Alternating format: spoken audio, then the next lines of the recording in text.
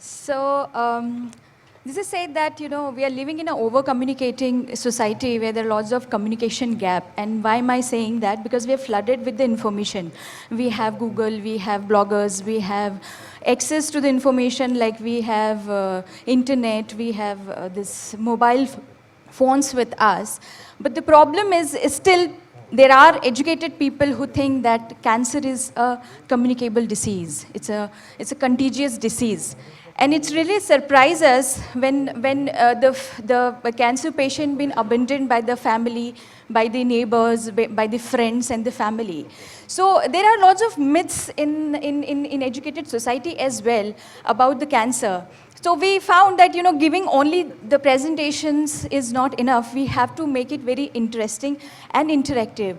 So the first challenge was the subject itself, because cancer people, hashtag conjuring, they take it like that.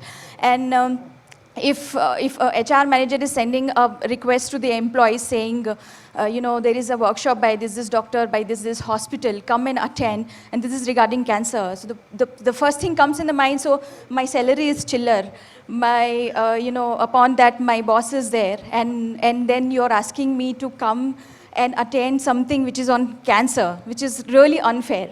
So we thought we will not talk about cancer at all in our communications. And we'll say that come and attend this theater show, which may add life in your ears. So this is one thing. Second thing, why we were so interested taking this theater into the consideration, because there is a role play. So, everyone lives that life of maybe 007 or maybe Chulbul Pandey or whatever. So we want that this, if a person is a smoker, we use this image theater. So I just wanted to share one of the story.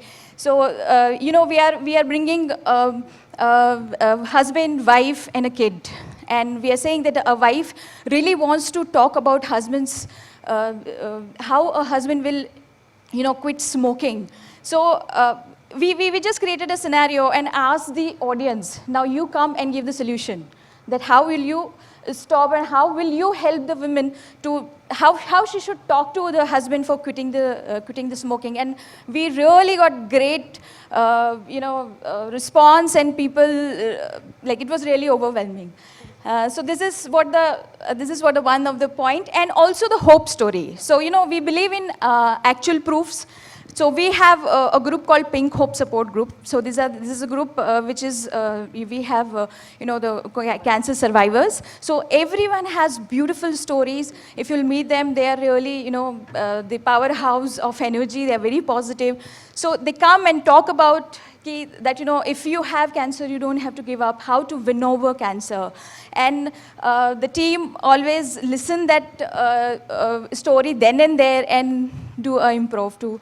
And it's really overwhelming, and I really want to share this feedback which we got from the, the change which we saw through the theater in Walmart only. In Walmart procurement office, we have been there. And I want to share this because we saw the change. So, the survivor told, given the, advice that you should exercise, you should eat healthy, because cancer is a lifestyle disease.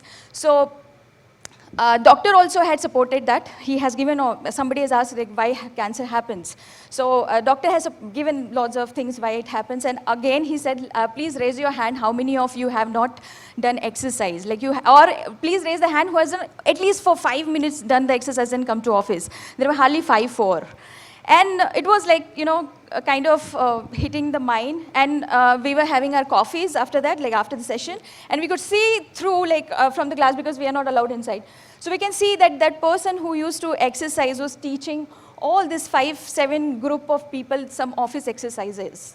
So this is the impact of the theater. And I think theater is a platform who could have, it's not possible without the theater. And of course, Nandini's team is rocking. So, yeah.